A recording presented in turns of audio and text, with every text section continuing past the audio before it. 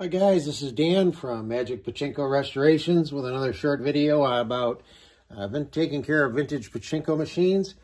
Today I'm going to talk about how to reapply the silver chrome look to some of your plastic trim. One of our subscribers asked about that, and I thought it would be a really good idea to make this little video. So this is a pay pocket, probably from a Model A. And as you can see, the highlighted area originally had what looked like chrome finish to it, and some of that is worn off. Now, when you clean your parts, I use Awesome on all my plastic parts, and I scrub the living daylights out of them. This one has not been cleaned. You can still see it's a little bit dirty on the inside, but this is just off a scrap machine I grabbed to be able to use as an example. When you clean these, you want to get them really clean, but if you're not going to do the resilvering or the rechroming, whatever you want to call it, you don't want to scrub this real hard with Awesome because it will take some of that chrome off. This one wasn't bad. I actually buggered this one up just so you could see what it looks like without the nice finish and what it'll look like when I'm done. So here's what you need. You need a heating iron, and this is the one that I use. Got this on Amazon. If I can find it, I'll put a link in the description.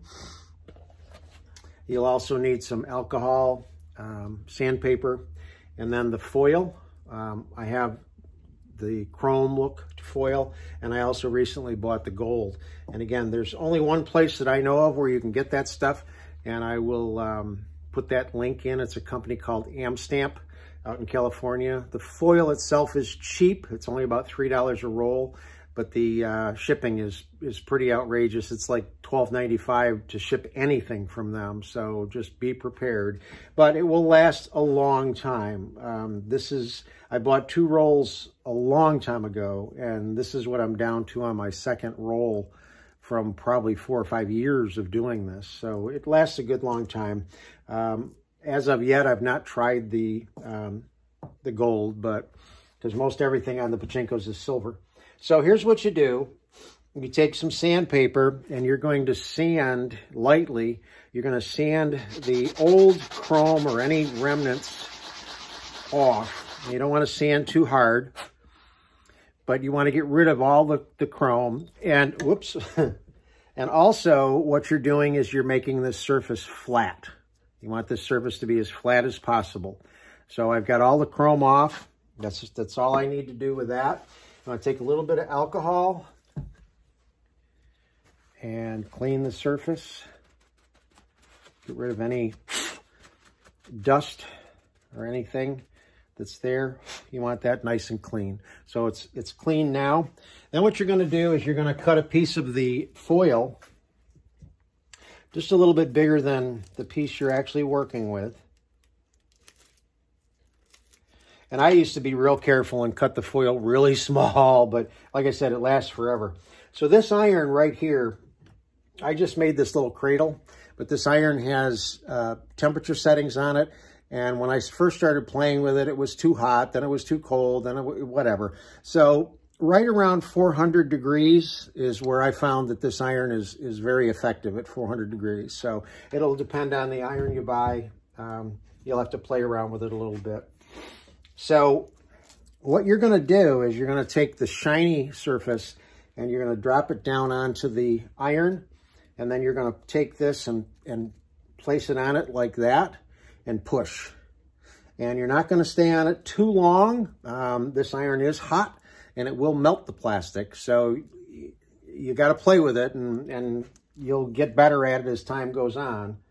So you just drop it down, press a little bit, and let go. And if you look, you can see the imprint of the foil. Now over in this area, I can tell it didn't imprint. So this is probably a little bit cockeyed. So I'm going to put it back on and put a little pressure over here.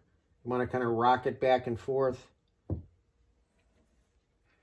And now you can see the impression of where the silver would be.